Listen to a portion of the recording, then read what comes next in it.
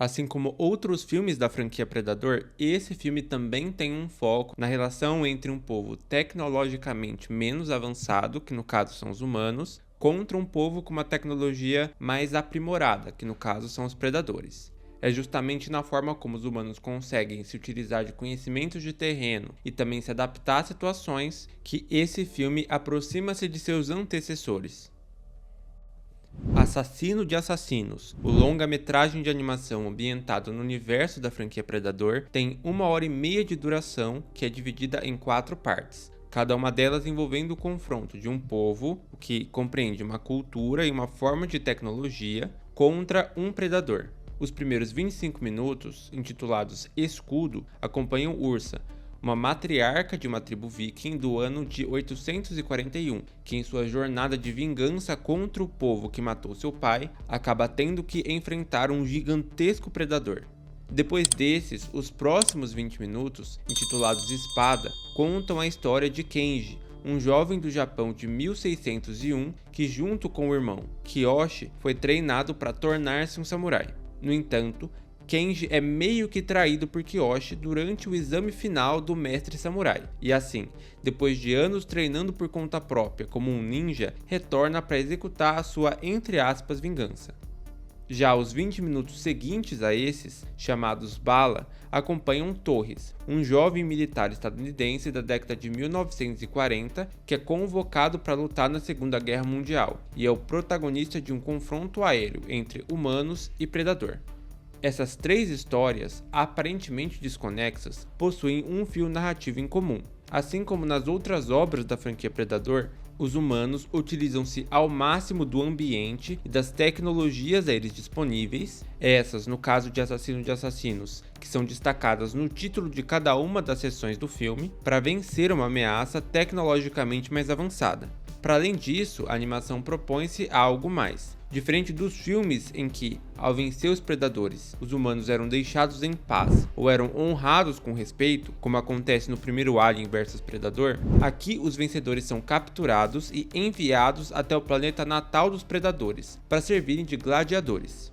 Essa revelação vem com o resgate aos filmes predecessores dessa animação. A Naru, de Prey, o Dutch Schaefer, de Predador 1 e o Mike Harrigan, de Predador 2, são vistos em tubos de criogenia na cena pós-créditos do filme, fato esse que abre brechas para a construção de um universo compartilhado da franquia.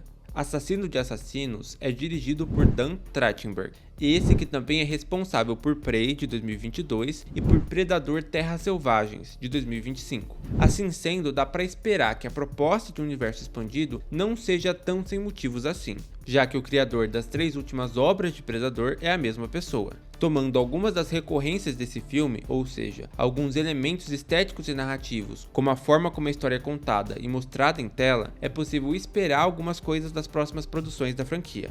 Assassino de Assassinos estrutura-se mais como uma sucessão de cenas de ação do que qualquer outra coisa. O passado dos personagens opera como um pano de fundo mínimo que estabelece as motivações bases para as ações dos personagens. Fora isso, a linguagem dominante são as longas montagens de ação que destacam diferentes disciplinas marciais, como aquelas usadas pelos vikings, pelos ninjas/samurais e a guerra de aviação moderna. Esse foco na adaptabilidade humana, na capacidade de moldar tecnologias e conhecimentos para lutar contra uma ameaça maior, sempre foi o cerne de Predador. Nesse caso, o foco na ação e nas formas como os personagens usam os seus sets de habilidade para lutar contra o mega arsenal dos predadores é uma das escolhas acertadas da história.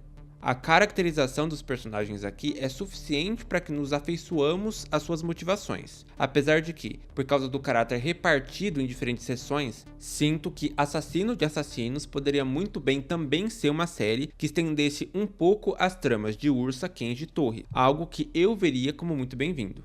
Agora, sobre o final e a ligação que a animação faz com os filmes live action, particularmente, eu estou um pouco calejado da ideia generalizada de Hollywood de querer conectar tudo, sequenciar tudo. O interessante da franquia Predador é justamente o seu caráter episódico. Cada filme posiciona os alienígenas, caçadores e humanos em contextos tecnológicos e históricos diferentes, e o interesse vem justamente no desenrolar, no encontro entre esses elementos. Querer converter isso em uma grande história interconectada pode muito bem ser um caminho sem volta para complicar demais uma fórmula que é conhecida e celebrada por sua simplicidade. Apesar disso, o diretor Dan Trachtenberg mostrou-se capaz, tanto aqui quanto em Prey, de contar uma história coesa e recheada de uma ação criativa e dinâmica. Assim sendo, se é dele a responsabilidade por traçar os próximos passos desse futuro interligado de Predador, ao menos teremos a certeza de que as coisas terão um padrão mínimo de qualidade.